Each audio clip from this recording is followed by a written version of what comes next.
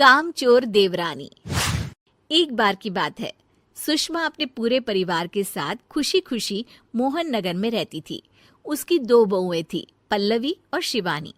एक दिन दोनों बहुएं रसोई में काम कर रही होती है कि तभी उनकी सास सुषमा उन्हें बुलाती है। अरे बहू, जरा इधर तो आना। शिवानी, जरा जाकर देखना सासू माँ क्या कह रही हैं। दीदी आप ही देख लो ना जाकर, आपको भी तो सुनाई दे रहा है। अरे मैं आटा गूंद रही हूँ ना, तुम चली जाओ। हाँ तो मैं भी तो सब्जी काट रही हूँ ना दीदी। अरे बहू जल्दी आओ। ओह, ये तो जाएगी नहीं, मैं ही जाकर देखती हूँ कि क्या करना है। पल्लवी सुषमा के कमरे में जाती है। जी मम्मी जी, क्या हुआ? शाम को घर पर कुछ मेहमान आने वाले हैं, तो तुम अच्छा सा खाना बना लेना बहू। ठीक है मम्मी जी, आप बता दीजिए क्या क्या बनाना है और कितने लोग आ रहे हैं। सुनील की मौसी जी और उनका पूरा परिवार आ रहा है। कुल मिलाकर 3 लोग और हमें मिलाकर हुए 9 लोग। तो अभी से ही तैयारी करना शुरू कर दो। और हाँ, घर की सफाई भी कर देना, हाँ अच्छे से। जी मम्मी जी, सब काम हो जाएगा, आप चिंता मत कीजिए। पल्लवी शिवानी को घर में मेहमान आने वाले हैं इसके बारे में बताती है। क्या 9 लोगों का खाना बनाना होगा, घर की सफाई करनी है? बाप रे, सासू माँ ने तो हमें घर की नौकरानी ही समझ कर रखा है। ऐसा नहीं बोलते शिवानी, हम इस घर की बहू हैं और घर के काम करना हमारा फर्ज है। दीदी तो है ही सासू माँ की चमची, जब देखो सासू माँ सासू माँ। मैं तो इतना सारा काम नहीं करने वाली। शिवानी कपड़े लेकर गमला साफ कर रही होती है और चक्कर आने का नाटक करने लगती है। मेरा सर चकरा रहा है। तभी वहां पल्लवी और सासू माँ जाते हैं। अरे बहू, क्या हो गया तुम्हें? मम्मी जी, बहुत तेज सर में दर्द हो रहा है। तुम एक काम करो शिवानी, आराम कर लो। नहीं नहीं दीदी, घर में मेहमान आने वाले हैं, मुझे आपकी मदद करनी चाहिए। अरे कोई बात नहीं शिवानी, तुम आराम कर लो, मैं सब काम कर लूंगी।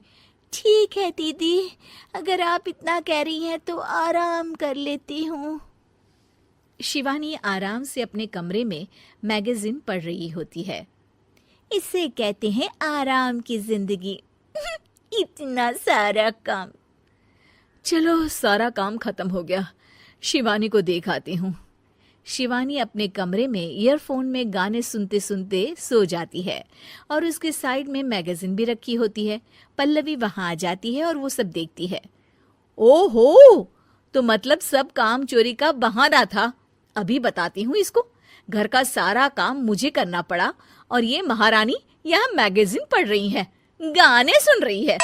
पल्लवी रसोई से एक प्लेट और चम्मच लेकर आती है और शिवानी को थाली बजाकर उठाने लगती है। शिवानी अचानक से उठती है। उठ गई महारानी, गाने भी सुन लिए, मैगजीन भी पढ़ ली। तुम तो बहुत बड़ी झूठी निकली शिवानी। तुमने सर दर्द का बहाना बनाया ताकि काम करने से बच सको। हाँ बनाया बहाना, तो क्या करती, इतने सारे काम करती। मुझे कोई शौक नहीं है चापलूसी का। क्या चापलूसी? तुम्हें लगता है कि मैं सारे काम चापलूसी के लिए कर रही हूँ? और नहीं तो क्या। तभी वहां सासू माँ आ जाती हैं।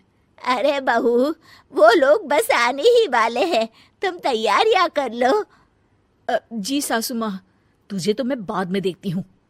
सब खाना खाने बैठते हैं और खाना शुरू करते हैं। तभी सुनील की मौसी बोलती है। वाह भाई वाह, खाना तो बहुत ही अच्छा बना है सुषमा जी, एक एक चीज में क्या स्वाद है। ये सुनकर शिवानी मुंह बना लेती है। उसे अपनी जेठानी की इतनी तारीफ रास नहीं आती। आपकी बहुएं तो बहुत ही अच्छा खाना बनाती हैं। हाँ, बनाती तो दोनों ही अच्छा है, पर आज ना ये सारा खाना बड़ी बहू ने बनाया है। छोटी बहू की तबीयत ठीक नहीं थी, सो इसलिए।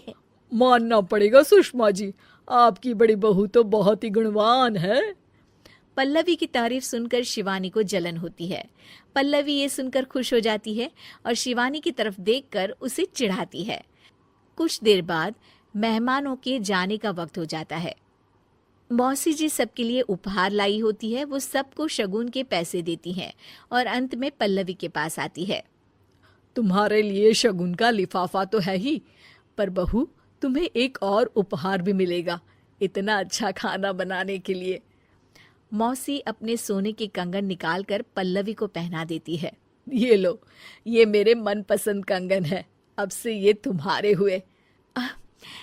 धन्यवाद मौसी जी। ये देखकर शिवानी तो पूरी तरह से जल जाती है और गुस्से से रसोई में चली जाती है। तभी वहां पल्लवी आ जाती है और उसे अपने कंगन दिखाने लगती है।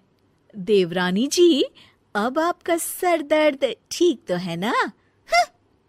मुझे लगता है कि अब सर दर्द शुरू हो गया होगा आपका। उम्मीद है कि आपको हमारी ये कहानी पसंद आई होगी।